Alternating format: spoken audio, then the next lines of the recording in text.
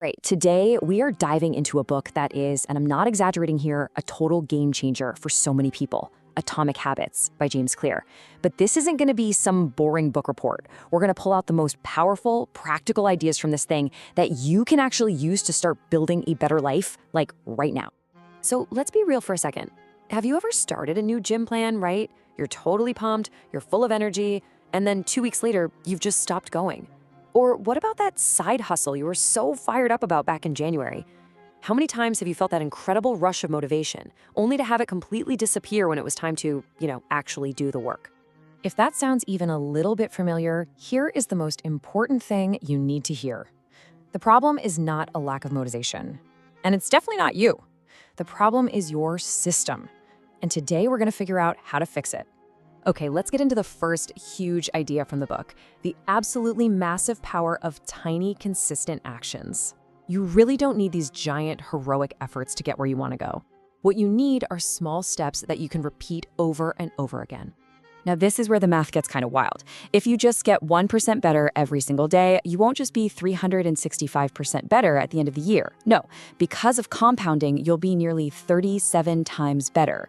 That little 1% improvement feels like nothing on day one, but over time, those tiny little gains stack up and completely change where you end up. Think about it like this, right? Imagine a plane taking off from Mumbai, and it's headed for Delhi. If the pilot changes course by just 3.5 degrees, that's a change you wouldn't even be able to see on the runway. They're not going to land in Delhi. They're going to end up in Jaipur. Your tiny daily habits, they are that 3.5 degree shift. They are literally determining your final destination in life. And that brings us to a really important point about goals. We're all told to set these huge, ambitious goals. But here's the thing, winners and losers, they often have the exact same goals. The person who fails to build a business and the person who succeeds both wanted to build a successful business. The difference wasn't the goal, it was the system.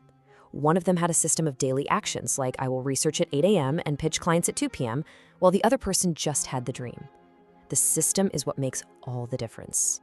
And it all comes down to one of the most powerful quotes in the entire book. It's not your big ambition that carries you through when things get tough, it's your process. A good system is like a safety net. It catches you and keeps you moving forward, especially on those days when motivation is just gone. So why do we give up so easily then? Well, it's because progress, in the beginning, is almost always invisible.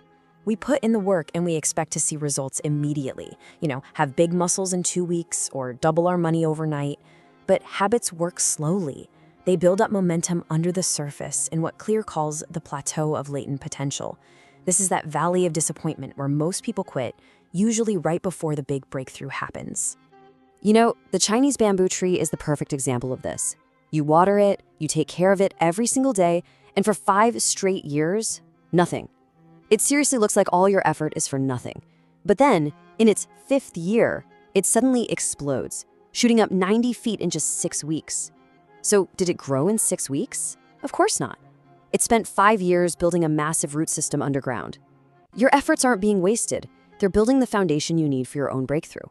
Okay, so how do we actually build these systems and push through that frustrating plateau?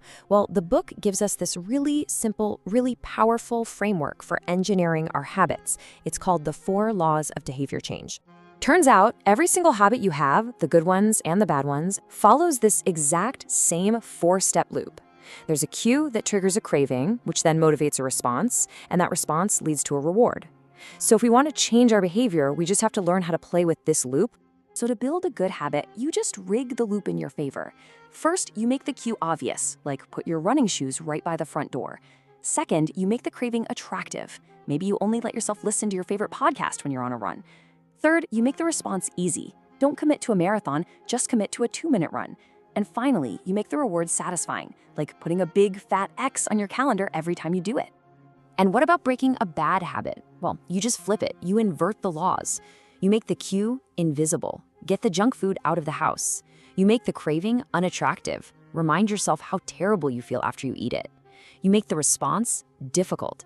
Maybe you leave your wallet at home when you walk past the bakery. And finally, make the reward unsatisfying. Tell a friend you'll pay them $10 every single time you slip up. Okay, that's all the theory. Now let's get super practical. Here are a few really powerful strategies you can use to apply these laws, starting literally today.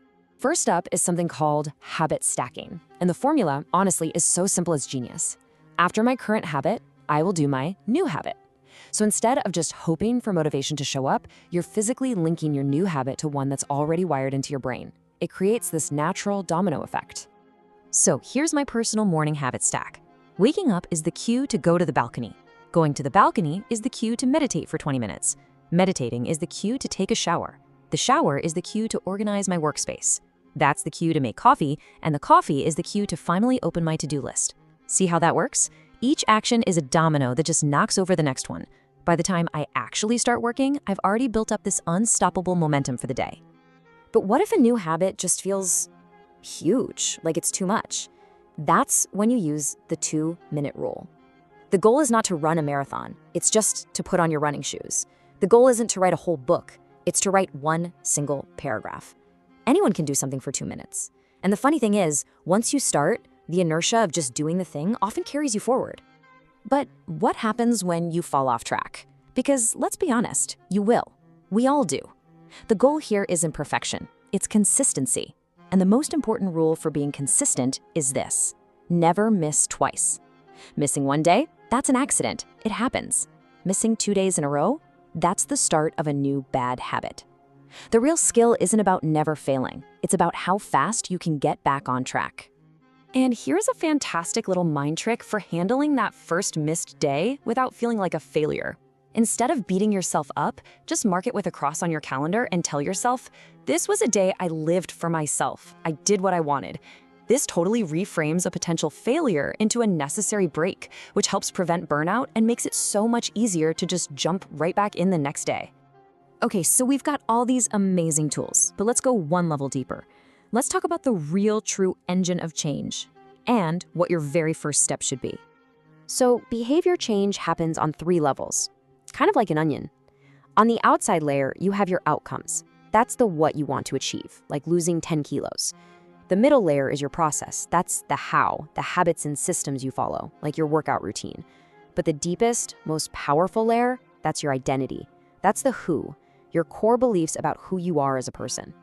And this, right here, is the biggest, most important takeaway from the entire book. Most of us try to change from the outside in. We focus on the outcome. But real, lasting change works from the inside out.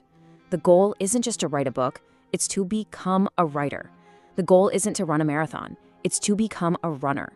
Every single action you take is like a vote for the type of person you want to become. So, as we wrap this up, I'm going to leave you with this one question. Forget the huge goals for just a second.